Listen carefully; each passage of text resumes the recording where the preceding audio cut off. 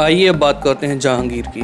जहांगीर, जिन्हें प्रिंस सलीम भी कहा जाता है, अकबर की लास्ट ईयर्स में, उनकी लाइफ के लास्ट ईयर्स में इन्होंने उनके खिलाफ रिबिलियन कर दिया था, विद्रोह कर दिया था। लेकिन उनकी डेथ के बाद जो सत्ता थी वो जहांगीर के हाथ में आ गई थी।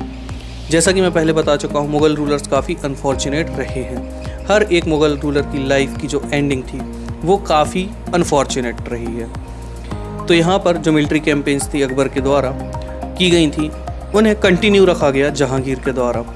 जो मेवाड़ के रूलर थे, सिसोदिया डायनेस्टी के अमर सिंह, इन्होंने एक्सेप्ट कर ली थी मुग़ल के लिए सर्विस करना, लेकिन इनकी कैंपेन्स ज़्यादा सक्सेसफुल नहीं रही थी against the Sikh, the Ahom और द अहमदनगर के खिलाफ। ये उतने सक्सेसफुल नहीं रहे।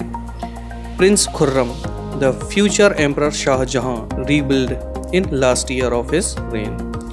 तो जैसा जहांगीर ने अकबर के लिए किया था, जैसा जहांगीर ने अपने पिता के लिए किया था, इन्होंने रिबिलियन कर दिया था अपने पिता अकबर के खिलाफ। उसी तरह से इनके जो लड़के थे शाहजहां, जिन्हें प्रिंस खुर्रम भी कहा जाता है, इन्होंने भी अपने लास्ट ईयर में, अपने फादर की लाइफ के लास्ट ईयर्स में रिबिलियन कर दिया था।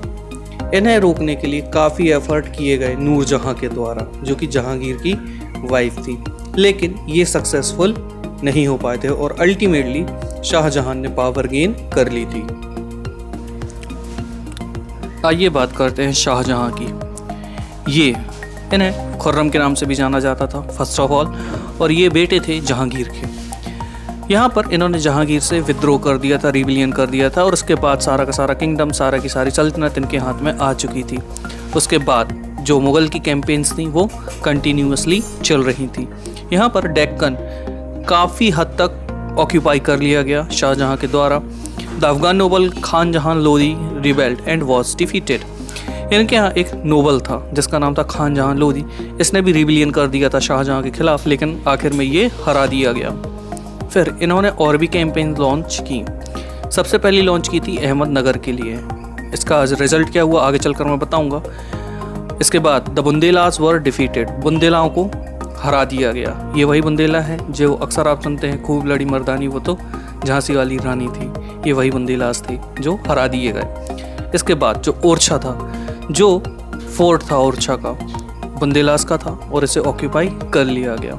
इसके बाद in the north west the campaign seize Balkh from Uzbek was unsuccessful. लेकिन यहाँ इन्हें एक डिफीट मिली। जो इनका बाल्क रीजन था ये इनके हाथ से जा चुका था। उज्बेक्स जो वहाँ रहते थे, जो वहाँ की ट्राइब्स थी, उन्होंने ये रीजन शाहजहां से छीन लिया था।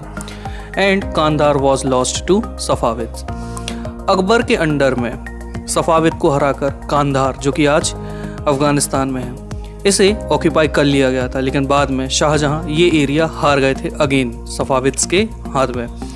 इन 1632 Ahmednagar was finally annexed and Bijapur forces sweet for piece. 1632 में अहमदनगर को फाइनली अनेक्स कर लिया गया था और जो बीजापुर था इसे भी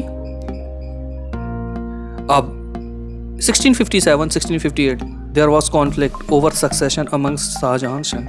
मैं आपको बताता आया हूँ हमेशा से कि जो मुग़ल एम्परर्स थे दे वर काइंड ऑफ अनफॉर्चुनेट। यहाँ भी वही हुआ जैसे कि खुर्रम यानी शाहजहां ने अपने पिता जहांगीर के लिए रिबिलियन किया था, और उससे पहले जो सलीम, जिन्हें जहांगीर के नाम से जाना जाता था, उन्होंने अकबर के लिए रिबिलियन कर दिया था। तो कंटिन्यूसली ये रिबिलियन अपने लड़कों का मुगल्स के द्वारा चला आ रहा था।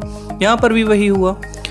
इनके जो सक्सेसर थे औरंगजेब, और वो उसके 3 भाई थे जिसमें दारा सिकोह, इन दोनों के बीच सबसे ज़्यादा कॉन्फ्लिक्ट हुआ। अल्टीमेटली औरंगजेब ने दारा सिकोह को मार दिया, और इसके बाद जो औरंगजेब था उसने शाहजहां को इम्प्रिजन कर दिया आगरा में, और उसी प्रिजन में जहां इन्हें इम्प्रिजन किया गया था इनकी डेथ हो जाती है।